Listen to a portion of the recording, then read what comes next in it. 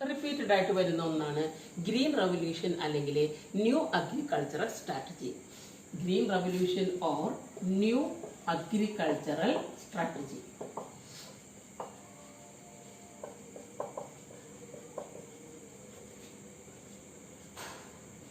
Green revolution or new agriculture strategy ഇത് നടപ്പിലാക്കിയത് mid 1960s ഇത് കൊണ്ടുവന്നത്. അതായത് mid 1960s green revolution or new agriculture strategy introduced in our economy. അതായത് ഇത് കൊണ്ടുവന്ന ആളാണ് പ്രൊഫസർ നോർമൻ. പ്രൊഫസർ നോർമൻ അതായത് ഒരു മെക്സിക്കോ ഇക്കണോമിസ്റ്റ് ആയിരുന്നു. അദ്ദേഹമാണ് ഗ്രീൻ റവല്യൂഷൻ കൊണ്ടുവന്നത്. ഈ പേര് കേൾക്കുമ്പോൾ തന്നെ നമുക്കറിയാം ഗ്രീൻ റവല്യൂഷൻ. ഗ്രീൻ റവല്യൂഷൻ കൊണ്ട് നമ്മൾ അർത്ഥമാക്കുന്നത് wide application of high yielding varieties of seeds and fertilizers in order to increase agricultural production and productivity.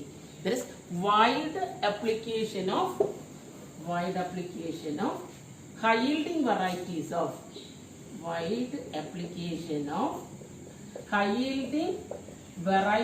of seeds and fertilizers in order to increase agricultural productivity.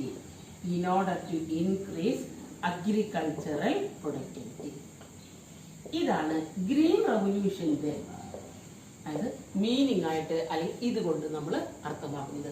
Wide application of high yielding varieties of seeds and chemical fertilisers in order to increase agricultural productivity. അതായത് new agriculture strategy അല്ലെങ്കിൽ green revolution വന്നത് mid 60s. അത് നടപ്പിലാക്കിയത് professor Norman. അതായത് അദ്ദേഹം ഒരു Mexico Economist ആയിരുന്നു. ഇതുകൊണ്ട് നമ്മൾ അർത്ഥമാക്കുന്നത് എന്ന് പറഞ്ഞാൽ അത്യുൽപാദന ശേഷിയുള്ള വിത്തുകളും വളങ്ങളും ഉപയോഗിച്ചുകൊണ്ട് കാർഷിക ഉൽപാദനക്ഷമത വർദ്ധിപ്പിക്കുക എന്നുള്ളതാണ് ഇതുകൊണ്ട് അർത്ഥമാക്കുന്നത്. High yielding varieties of seeds and chemical fertilisers. അതായത് ഹൈ യീൽഡിംഗ് വെറൈറ്റീസ് എന്ന് പറഞ്ഞാൽ എന്താ? അതായത് അത്യുൽപാദന ശേഷിയുള്ള വിത്തുകളും വളങ്ങളും ഉപയോഗിക്കുക, എന്നിട്ട് കാർഷിക ഉൽപാദനക്ഷമത വർദ്ധിപ്പിക്കുക എന്നുള്ളതാണ് ഇതിന്റെ ആശയം അല്ലെങ്കിൽ ഗ്രീൻ റവല്യൂഷൻ കൊണ്ട് നമ്മൾ അർത്ഥമാക്കുന്നത്. ഇതിന് ചില പ്രത്യേകതകൾ. അതായത് ഗ്രീൻ റവല്യൂഷൻ, അപ്പൊ ഗ്രീൻ എന്ന് പറഞ്ഞാൽ എന്താ?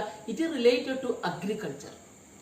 കാർഷിക മേഖലയ്ക്കുള്ള ഒരു പ്രാധാന്യം അല്ലെങ്കിൽ കാർഷിക മേഖലയെ കൺസിഡർ ചെയ്യാൻ വേണ്ടിയിട്ടാണ് ഈ റവല്യൂഷൻ വന്നത്. റവല്യൂഷൻ പ്രത്യേകതയുണ്ട് അല്ലെ. നമ്മൾ ഗ്രീൻ റവല്യൂഷൻ എന്ന് പറഞ്ഞാൽ എന്താണ്? കെയും suddenly and spread very quickly. അതായത് റവല്യൂഷന്റെ പ്രത്യേകത ഇറ്റ് കെയും സഡൻലി. ഒരു റവല്യൂഷൻ എന്ന് പറഞ്ഞാൽ പെട്ടെന്ന് വരുന്ന ഒരു സംഭവം അല്ലെ. അതായത് നമ്മൾ ആരും പ്രതീക്ഷിക്കാതെ നടന്ന ഒരു സംഭവത്തെ നമ്മൾ എന്ത് വിളിക്കുക? റവല്യൂഷൻ. അപ്പം കെയും suddenly and spread very quickly. ഇത് സ്പ്രെഡ് വെരി ക്വിക്ക്ലി എന്ന് പറഞ്ഞാൽ അതായത് അതിന്റെ പ്രത്യാഘാതം എല്ലായിടത്തും ഉണ്ടാകുക, എന്നിട്ട് ഇറ്റ് ക്രിയേറ്റ് എന്താണ്? അതായത് ഒരു ഡ്രമാറ്റിക് റിസൾട്ട്.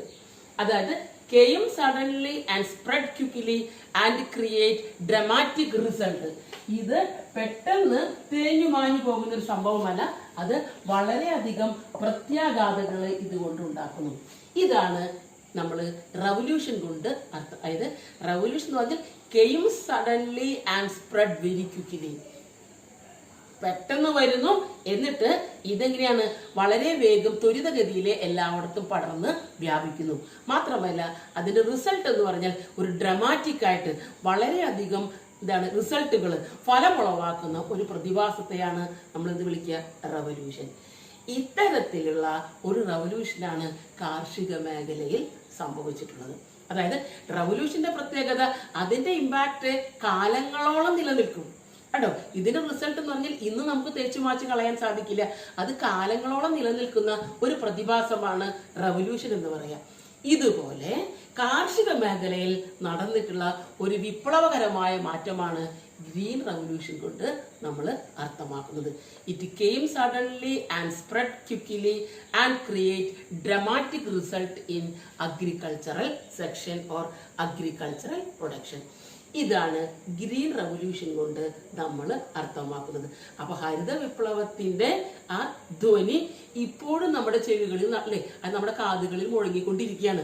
അതായത് 60കളിലെ മിഡ് 60s നടന്നൊരു സംഭവത്തിന്റെ പ്രതിധ്വനി ഇപ്പോഴും നടന്നുകൊണ്ടിരിക്കുകയാണ്. ഇതാണ് ഹരിത വിപ്ലവത്തിന്റെ പ്രത്യേകത.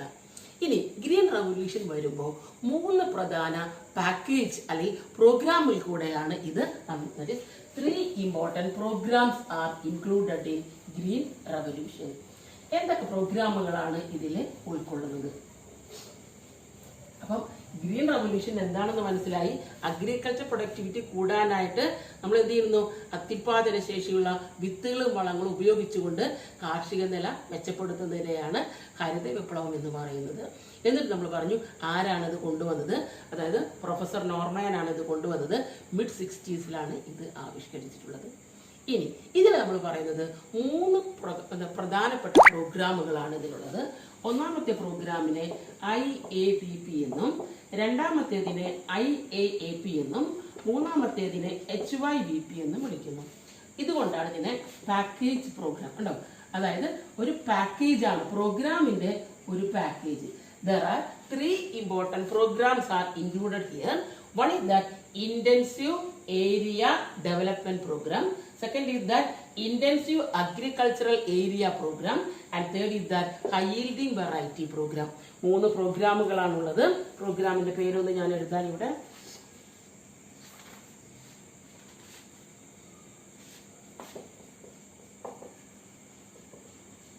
Intensive area development program,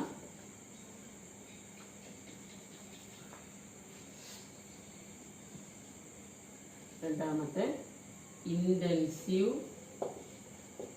agricultural area program,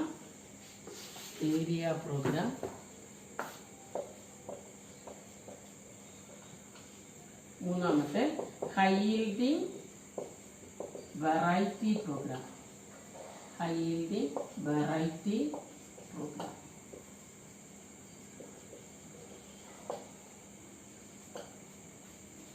ആദ്യത്തെ പ്രോഗ്രാം വന്നത് 1960s, രണ്ടാമത്തെ 1965, മൂന്നാമത്തെ 1966. അപ്പോൾ ദാറ്റ് ഈസ് ഗ്രീൻ റവല്യൂഷനിലെ 3 പ്രോഗ്രാമുകളാണുള്ളത്. ഈ 3 പ്രോഗ്രാമുകൾ ഉള്ളത് കൊണ്ട് നമ്മൾ എന്തിനു വിളിക്കുന്നു? പാക്കേജ് കേട്ടോ. പ്രോഗ്രാമുകളുടെ ഒരു package. That is all the programmes are put in to 1 packet.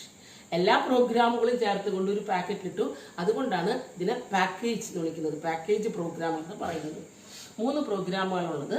ഒന്ന് IADP, രണ്ടാമത്തത് IAAP, മൂന്നാമത്തെ ആള് HYVP. ഇനി IADP എന്ന് പറഞ്ഞാൽ ഇത് സ്റ്റാർട്ട് ചെയ്തത് in the year of 1960s. ഇതിന്റെ ഫുൾ ഫോം ആണ് intensive area development programme. Intensive area development programme start in the year of 1960s. ഇനി 1965 ആര് വന്നിട്ടുള്ളത്?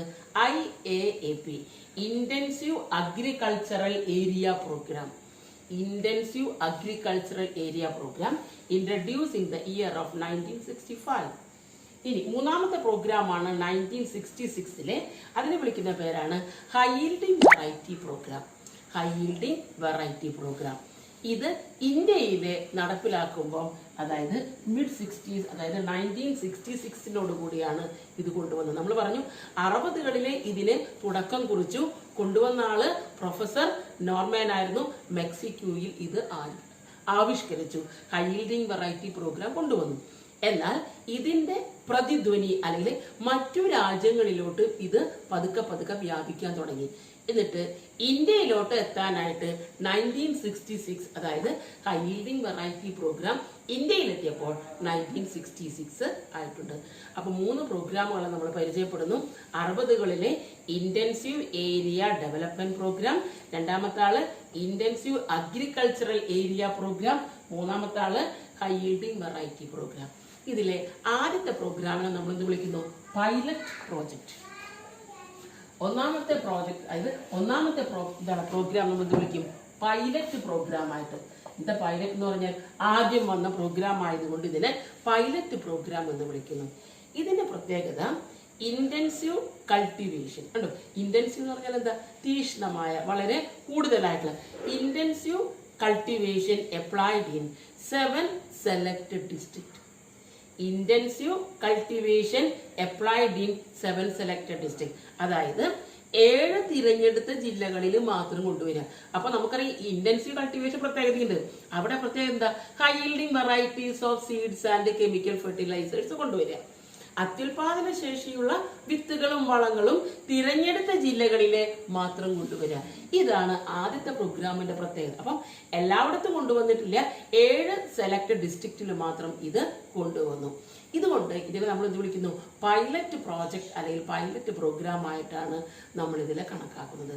പൈലറ്റ് പ്രോജക്റ്റ് അല്ലെങ്കിൽ പൈലറ്റ് പ്രോഗ്രാം ആയിട്ട് കാണുന്നു. ഇത് it applied high yielding varieties of seeds and chemical fertilizers in order to increase agricultural production only in the 7 selected districts. ഇതാണ് ഒന്നാമത്തെ കാര്യം. പേര് കേട്ട് നമുക്ക് മനസ്സിലായി, intensive area development programme.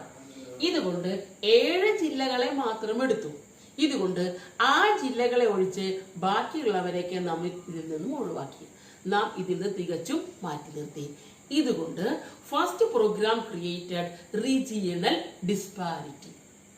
IADP programme വന്നപ്പം that it selected only 7 selected district, it create regional disparity. എന്താ disparity എന്ന് പറഞ്ഞാൽ എന്താ, പ്രാദേശിക അസമത്വത്തിന് ഇത് വഴിവെച്ചു. കാരണം 7 ജില്ലകളെ മാത്രമേ ഇത് അല്ലേ അതായത് കരുതിയിട്ടുള്ളൂ. ഇതുകൊണ്ട് അതായത് ഇത് പലപ്പോഴും എന്തിന് കാരണമായി, റീജിയണൽ ഡിസ്പാരിറ്റിക്ക്. അതായത് പഞ്ചാബ്, ഹരിയാന, ഉത്തർപ്രദേശ് എന്നിടങ്ങളിലെ ജില്ലകളാണ് ഇത് എടുത്തിട്ടുള്ളത്. ഇതുകൊണ്ട് പലപ്പോഴും ഇത് എന്തിന് കാരണമായി, ഇത്തരത്തിലുള്ള പ്രാദേശിക അസമത്വത്തിനെ വഴിതെളിച്ചു. ഇതുകൊണ്ടാണ് രണ്ടാമത്തെ പ്രോഗ്രാമിനെ അവര് ചുവട് വെച്ചത്. അതിന്റെ പേരാണ് ഇന്റൻസീവ് അഗ്രികൾച്ചറൽ ഏരിയ പ്രോഗ്രാം. അതായത് ഇങ്ങനെയുള്ള തിരഞ്ഞെടുത്ത ജില്ലകൾ എന്നുള്ള എല്ലാ പ്രദേശങ്ങളിലോട്ടും ഇത് കൊണ്ടുവരിക.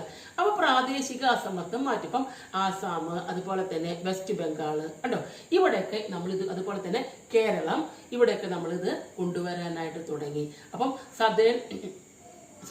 ഇന്ത്യ ഇതുപോലെ സദേൺ സ്റ്റേറ്റുകളിലൊക്കെ ഇത് കൊണ്ടുവരാനായിട്ട് തുടങ്ങി. അങ്ങനെ 7 ജില്ല എന്ന് പകരം ഇത് പല സ്ഥലങ്ങളിലേക്കും ഇത് വ്യാപിപ്പിക്കാനായിട്ട് തുടങ്ങി. ഇതിനെ നമ്മൾ എന്ത് വിളിക്കുന്നു, ഇന്റൻസീവ് അഗ്രികൾച്ചറൽ ഏരിയ പ്രോഗ്രാം. തന്മൂലം പ്രാദേശിക അസമത്വം ഒരു പരിധി വരെ തടയാനായിട്ട് സാധിച്ചു. മൂന്നാമത്തെ പ്രോഗ്രാമിന്റെ പേരാണ് high yielding variety programme. High yielding variety അതായത് 66 അപ്പം 65 ആര് വന്നു, IAAP. 60കളിലെ IADP. അതായത് IADP പ്രോഗ്രാം വന്നത് 60കളിലെ, 65ലാണ് IAAP. മൂന്നാമത്തെ programme high yielding variety programme വന്നത് 1966ലാണ്. ഇതോടുകൂടിയാണ് ഇന്ത്യയിൽ ഇത് നടപ്പിലായത്, ഗ്രീൻ റവല്യൂഷൻ നടക്കാനായിട്ട് ഇടയായത്. അപ്പം അതായത് ഹൈ യീൽഡിംഗ് വെറൈറ്റി പ്രോഗ്രാം എന്ന് പറഞ്ഞാൽ എന്താ, അത്യുൽപാദന ശേഷിയുള്ള കണ്ടോ, അതായത് ഹൈ യീൽഡിംഗ് വെറൈറ്റി പ്രോഗ്രാമിലെ അത്യുൽപാദന ശേഷിയുള്ള ആരാണ് കൊണ്ടുവരുന്നത്, വിത്തുകളും അതുപോലെ തന്നെ വളങ്ങളും ഉപയോഗിക്കുക. ഈ വിത്തിന്റെ പ്രത്യേകത എന്ന് പറഞ്ഞാൽ എന്താ, these seeds are mature within short period. ഹ്രസ്വ കാലയളവിലെ പാകമാകുന്ന വിത്തുകൾ നമ്മൾ ഉപയോഗിക്കുക. മാത്രമല്ല നമുക്കറിയാം വർഷത്തിലെ 1-2 അതായത് നമുക്കറിയാം 2 പ്രാവശ്യമൊക്കെ നമ്മൾ വിളവ് ചെയ്യാൻ പറ്റും. ഇപ്പൊ നമുക്ക് എന്ത് ചെയ്യും, 2ൽ കൂടുതൽ തവണ multiple cropping and crop rotation. അതായത് multiple cropping and crop rotation എന്ന് പറഞ്ഞാൽ എന്താ, മൾട്ടിപ്പിൾ ക്രോപ്പിംഗ് സാധ്യമായി. വർഷത്തിൽ 1 പ്രാവശ്യമേ നമുക്ക് കൃഷി ഇറക്കാൻ പറ്റുള്ളൂ. പെട്ടെന്ന് പാകമാകുന്ന വിത്തുകളാകുമ്പോൾ 2ഓ അതിൽ കൂടുതലോ വിളവെടുപ്പിന് കാരണമായി. ഇതുകൊണ്ട് കാർഷിക ഉൽപാദനക്ഷമത കൂടുന്നു, കാർഷിക ഉൽപാദനം കൂടാനായിട്ട് സാധിച്ചു. ഇതാണ് ഹൈ യീൽഡിംഗ് വെറൈറ്റി പ്രോഗ്രാമിന്റെ പ്രത്യേകത. These are the 3 important programs are included here: HYVP, IAAP and IADP. ഇനി അപ്പം എന്താണ് ഗ്രീൻ റവല്യൂഷൻ നമ്മൾ മനസ്സിലാക്കി. ഇത് came suddenly and spread quickly and create dramatic result. പിന്നെ നമ്മൾ പറഞ്ഞു wide application of high yielding varieties of seeds and chemical fertilizers in order to increase agricultural product. Wide application എന്ന് പറഞ്ഞാൽ എന്താ? വളരെ പ്രചാരമായ രീതിയിൽ അപ്ലൈ ചെയ്യുക, പ്രാവർത്തികമാക്കുക. ഇതാണ് high yielding varieties of seeds and chemical fertilisers. അത്യുൽപാദന ശേഷിയുള്ള വിത്തുകളും വളങ്ങളും ഉപയോഗിച്ചുകൊണ്ട് കാർഷിക നില മെച്ചപ്പെടുത്തുക. ആരാണ് കൊണ്ടുവന്നത്? ഇന്ത്യയിൽ കൊണ്ടുവരാനായിട്ട് മിഡ് 60s 1966 കൂടിയാണ് കൊണ്ടുവന്നത്. 3 പ്രധാന പ്രോഗ്രാമുകളാണ് ഉള്ളത്. ഇതുകൊണ്ട് നമ്മൾ എന്ത് വിളിക്കുന്നു? പാക്കേജ് പ്രോഗ്രാമുകളെ പാക്കേജ് പ്രോഗ്രാം എന്ന് പറയുന്നു. ആദ്യത്തെ പ്രോഗ്രാമിനെ പൈലറ്റ് പ്രോഗ്രാം അല്ലെങ്കിൽ പൈലറ്റ് പ്രോജക്റ്റ് എന്ന് വിളിക്കുന്നു. ഇതാണ് ആദ്യ വശമായിട്ട് കാണുന്നത്. രണ്ടാമത്തെ സെക്ഷനോട് കടക്കുമ്പോൾ what are the important features of green revolution? Green റവല്യൂഷനിലെ എന്തൊക്കെ ഫീച്ചേഴ്സ് അല്ലെങ്കിൽ നമുക്ക് ഗ്രീൻ റവല്യൂഷനെ വിളിക്കുന്ന മറ്റൊരു പേരാണ് ന്യൂ അഗ്രികൾച്ചറൽ സ്ട്രാറ്റജി. ഗ്രീൻ റവല്യൂഷന് മറ്റൊരു പേരാണ് ന്യൂ അഗ്രികൾച്ചറൽ സ്ട്രാറ്റജി. ഇതിലെ എന്തൊക്കെ ഫീച്ചേഴ്സ് ആണ് ഉള്ളത് നോക്കാം. ഒന്നാമത്തെ റവല്യൂഷണറി.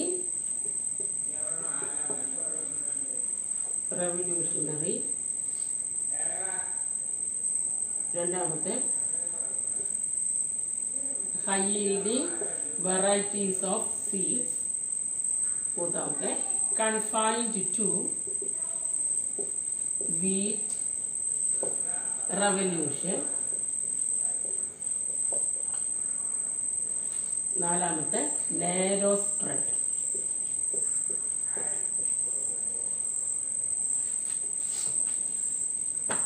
ഇങ്ങനെ 4 പ്രധാന ഫീച്ചേഴ്സ് ആണ് നമ്മൾ ഗ്രീൻ റവല്യൂഷൻ അല്ലെങ്കിൽ ന്യൂ അഗ്രികൾച്ചറൽ സ്ട്രാറ്റജി, നവീന കാർഷിക തന്ത്രം ഉണ്ടോ.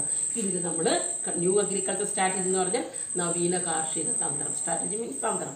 നമ്മൾ കാണുന്നത് 4 പ്രധാന സവിശേഷതകളാണ്.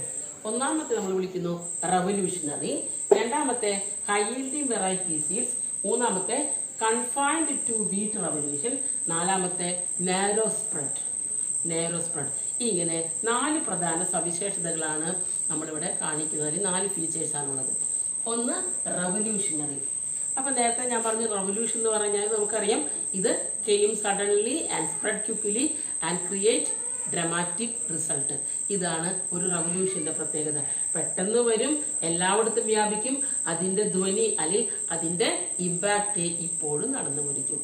ഇങ്ങനെ നമ്മൾ നോക്കിയപ്പോൾ റവല്യൂഷൻ എന്ന് പറഞ്ഞാൽ സീഡ്സിലായാലും ഫെർട്ടിലൈസേഴ്സിലായാലും ഇറിഗേഷനായാലും വാട്ടറിലായാലും മാർക്കറ്റിങ്ങിലായാലും വിപ്ലവകരമായ മാറ്റങ്ങൾ കാണാൻ സാധിച്ചു.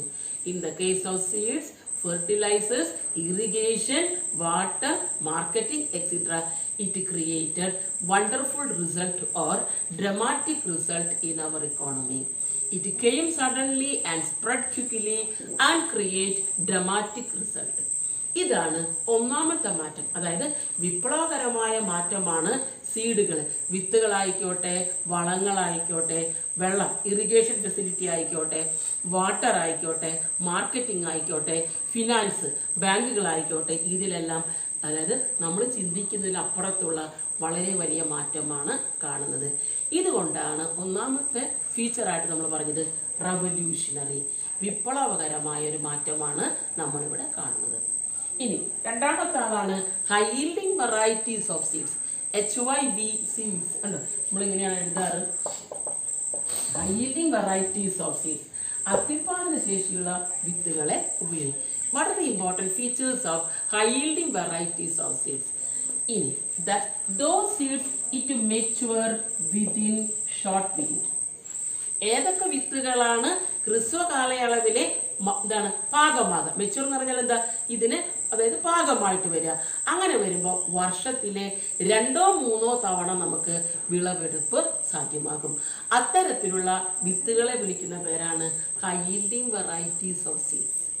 അങ്ങനെ വിത്തുകളുടെ അതായത് those weeds എന്താണ് seeds which are mature within short period, ഹ്രസ്വ കാലയളവിൽ പാകമാകുന്ന വിത്തുകൾ ഉപയോഗിക്കുന്നത് കൊണ്ട് വർഷത്തിലെ 3-4 തവണ വിളവെടുപ്പിന് സാധ്യമാകുന്നു. ഇതാണ് രണ്ടാമത്തെ സവിശേഷതയായിട്ട് നമ്മൾ മനസ്സിലാക്കുന്നത്. മൂന്നാമത് പറയാണ് കൺഫൈൻഡ് ടു വീറ്റ് റവല്യൂഷൻ. നമ്മൾ കാർഷിക ഉൽപാദനത്തിന്റെ നില മെച്ചപ്പെടുത്തുക എന്നുള്ളതാണ് നമ്മൾ പറഞ്ഞത്. എന്നാൽ ആദ്യഘട്ടത്തിൽ ഇത് വീട്ടിൽ തന്നെ ഒതുക്കി നിർത്തി, കൺഫൈൻഡ്, ഒതുക്കി നിർത്തി. ഇതിലാണ് ഗോതമ്പിനാണ് വിപ്ലവകരമായ മാറ്റം സംഭവിച്ചത്. മറ്റുള്ളതിനെ ഗോതമ്പിന്റെ അത്രയ്ക്കുള്ള മാറ്റങ്ങളൊന്നും കാണാനായിട്ട് സാധിച്ചില്ല. So it Nick named as wheat revolution. Green revolution നമ്മളെ നിക് നെയിം എന്ന് പറഞ്ഞാൽ എന്താ, കളിയാക്കി പറയാറുണ്ട്, ഗോതമ്പ് വിപ്ലവം. അതായത് വിപ്ലവകരമായ മാറ്റം സംഭവിച്ചത് ഗോതമ്പിനാണ്. അതുകൊണ്ട് it Nick named as wheat revolution. And last is that is narrow spread. പതുക്കെ പതുക്കെയാണ് ഇത് സ്പ്രെഡ് ചെയ്യാൻ തുടങ്ങിയത്. അതായത് നേരത്തെ ഞാൻ പറഞ്ഞു പഞ്ചാബ്, ഹരിയാന, ഉത്തർപ്രദേശ് ആദ്യം തുടങ്ങി. അത് കഴിഞ്ഞ് നമ്മൾ നോക്കിയ വെസ്റ്റ് ബംഗാൾ, ആസാം, ഇന്ത്യ എന്നിവിടങ്ങളിലേക്ക് കടന്നു വന്നു. ഇങ്ങനെ ഒരു നാരോ സ്പ്രെഡാണ് ഇതില് സംഭവിച്ചിട്ടുള്ളത്. അതായത് 7 ജില്ലകൾ തുടങ്ങി, എന്നിട്ട് മറ്റു സ്ഥലങ്ങളിലേക്ക് വ്യാപിച്ചു. ഇതാണ് ഇതിന്റെ പ്രത്യേകത. That is known as narrow spread. These are the main important features of green revolution. എന്താണ് ഗ്രീൻ റവല്യൂഷൻ എന്ന് നമ്മൾ കണ്ടു, എന്തൊക്കെയാണ് അതിന്റെ സവിശേഷതകൾ എന്ന് നമുക്ക് മനസ്സിലാക്കാം. ഇനി നമുക്ക് അടുത്ത ക്ലാസ്സിൽ എടുക്കാം.